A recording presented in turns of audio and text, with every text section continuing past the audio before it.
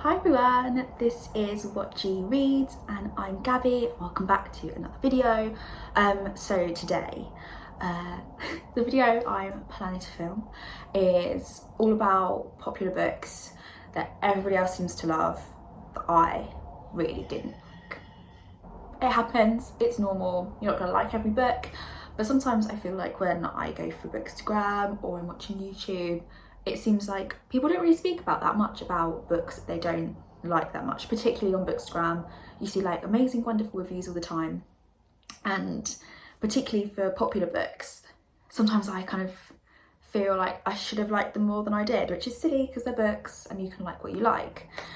So I thought that I would talk about some of the books that are everywhere, that always get 5 stars, that I either didn't finish in some cases. I think I used to be one of those people that would suffer from not wanting to stop reading a book because everyone else loved it and it might pick up and it might just take a while, and sometimes you just want to read something for the sake of saying that you've read it.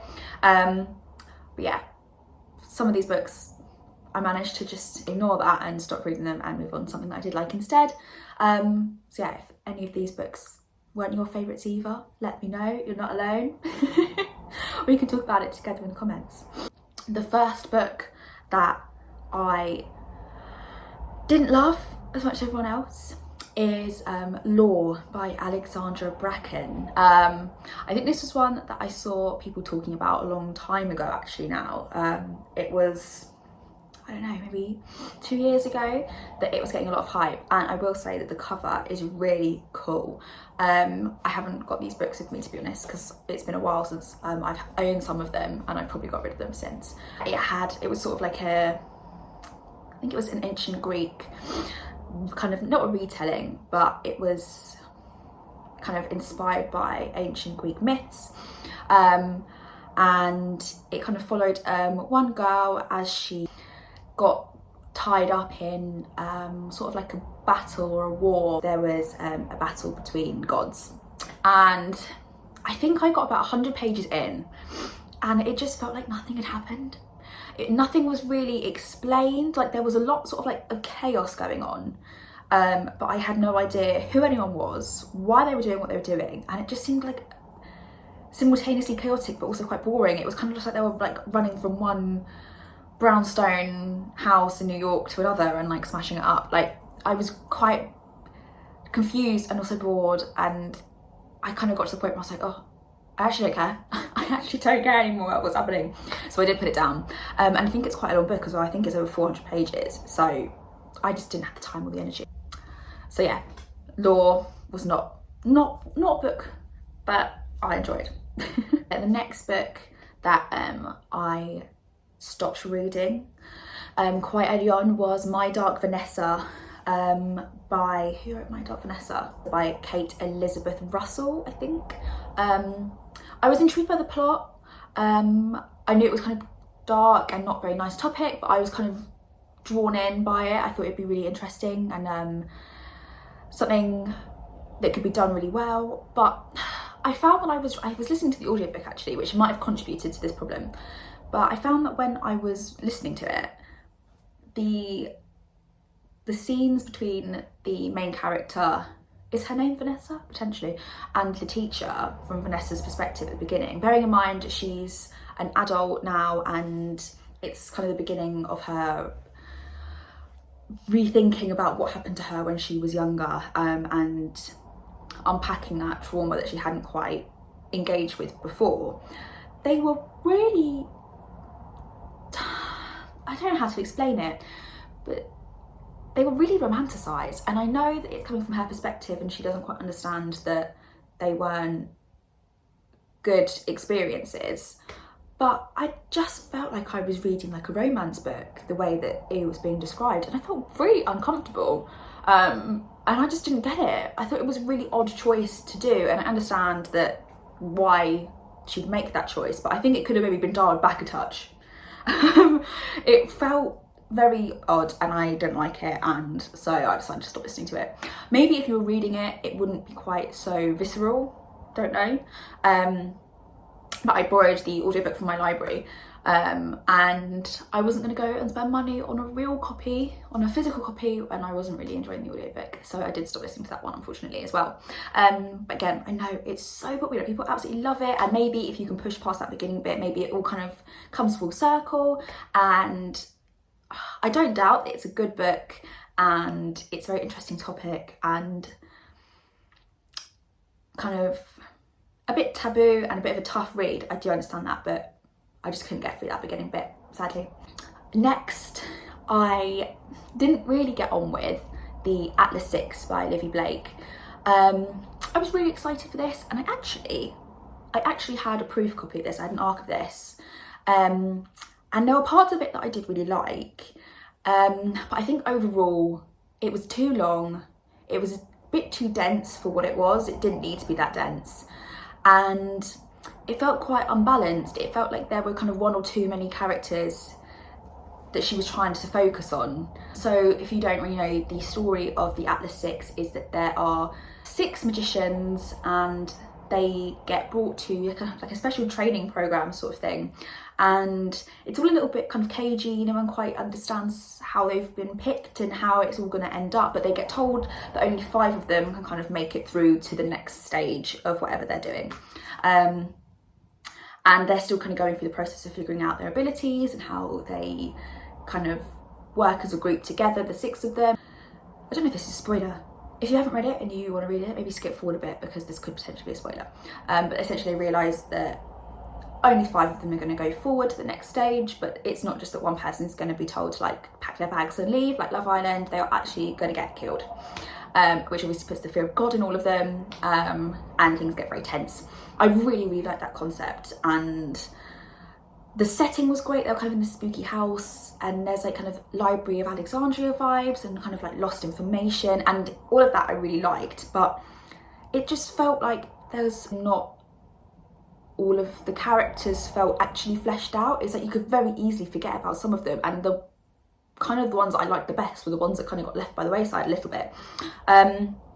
Obviously I was reading proof. I don't know how many changes there were between the indie published version and then the proof that I had and then the final book itself. They could be completely different. All of the issues that I had maybe could have been completely fixed, I don't know. There were parts of it that I did like, but it wasn't as exciting as I thought it was going to be, because it got a bit bogged down in how dense the language was and just how many characters it was trying to deal with at once. The next book that everyone was really hyped about that I didn't really love was Portrait of a Thief by Grace D. Lee, and I was really excited about this one. The cover was really cool, really eye-catching. Again, this is something that I had an art copy of, so I was really excited to read it. I think I've mentioned it before in another video. I am an art history graduate. I love art, I love anything like that, and I also like a kind of mystery. I was excited. It's a heist, it's going to be great, and I really liked the angle of a lot of the pieces of art that they were focusing on in the novel were kind of taken from their home country, and there's that whole kind of argument about whether things should be returned to where they come from. I thought it was really great. My issue that I had with it is that I felt like it all happened too fast. The heists themselves felt a bit like passed over. They felt a bit vague. I could have done with so much more detail in like the actual heists, and I think because of that lack of detail in them, it kind of felt a bit convenient, a lot of them. Like they were just kind of like a bunch of like kids from uni who were not professional criminals. They kind of just got drawn into it, but suddenly they were just like expert heist people just because they like googled how to do a heist. Maybe if there'd been a bit more tension at points, I would have liked it a bit more, and maybe if things had felt a little bit less easy for the characters, I would have liked it more. But yeah, it just didn't quite live up to my expectations. But again, I know people, when I worked at the bookshop, I know people that loved it, and it's been really popular online. Yeah, it just wasn't for me, sadly. I think my hopes were too high. The next book that is the most popular book that I didn't like at all was Open Water by Caleb Azuma Nelson. You probably all know what Open Water's about. It's basically sort of a modern romance that's meant to be very real, and I just didn't like it. I was kind of bored. I think I need more to happen than real life. I kind of don't really like reading about real life a lot of the time because like I live real life. I don't need to read about it. I want to read about something a bit more exciting than my real life. But yeah, I didn't like it. I didn't like the characters. I thought they were a bit like annoying. I thought it was quite dull, and I kind of found myself really skimming through like the last 50 pages because I just wanted to finish. I was really confused why it's so popular, and I just didn't agree. I don't think I can give any more sort of details than that really. It was just, I think I was expecting it to blow me away because it was so popular, and I just was a bit indifferent about it. It was just really, nothing happened. The characters weren't interesting, the plot wasn't interesting. It just wasn't my sort of thing at all, which really I should have known before I started to read it. But again, we sold so many copies in the bookshop. People still love it. People say it's their favourite book of the year. So I think this is a me problem and not an open water problem. And the last book that I'm going to mention here, I think is the one I read the most recently, which is Maps of Our Spectacular Bodies by Maddie Mortimer. Again, I kind of struggled with this one because I know that it's a me problem in that it's kind of everything that I don't really get on with in books in one book. But again, people seem to love all of those things, those exact things that I don't love. So it's essentially a kind of story about a mother-daughter relationship. The mother in the story, she has cancer, and the illness itself, like the cancer itself, is given a voice in the book, and it kind of has this kind of abstract format that the voice speaks in, and it becomes more and more prominent as the book goes on, as it kind of takes over her body.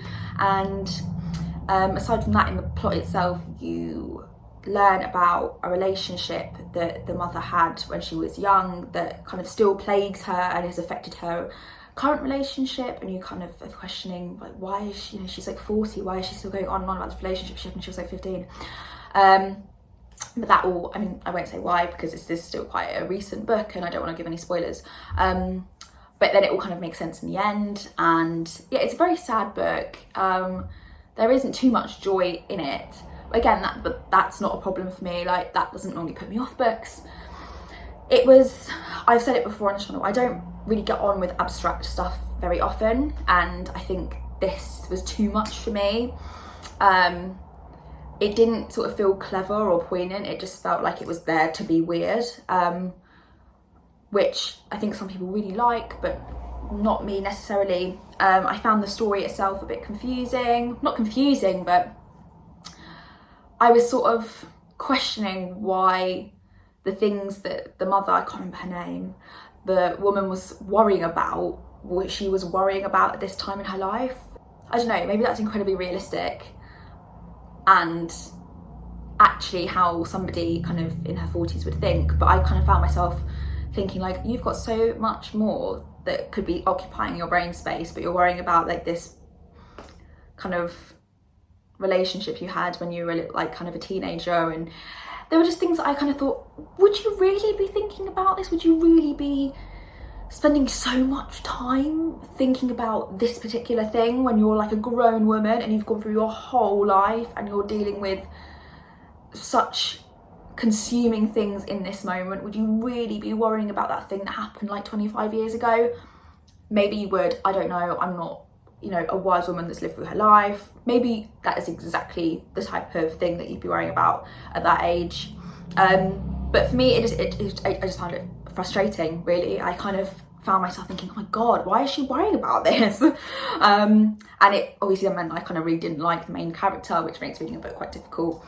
And then the bits kind of outside of the like linear narrative, I found too abstract and a bit annoying in that sense. But again, I can completely appreciate the innovation in the book. I think I still gave it like a kind of middle of the road rating because I think what Maddie Mortimer has done in the book is really amazing, and I know it's a very personal experience for her, and I think it's very clever, and I haven't read anything like it, I haven't seen anything like it, and I think it was a really wonderful book, just one that doesn't work for me. So yeah, that's all the popular books that are all over Bookstagram, all over BookTube, that didn't float my boat personally, but maybe they float your boat. let me know in the comments. Let me know if you read any of these and you didn't like them either, and we can, you know, wallow together that we're out of the loop of these popular books. And yeah, I hope you've enjoyed this video of me having a minor rant, and I'll see you in the next video. Thanks for watching, everybody. Bye.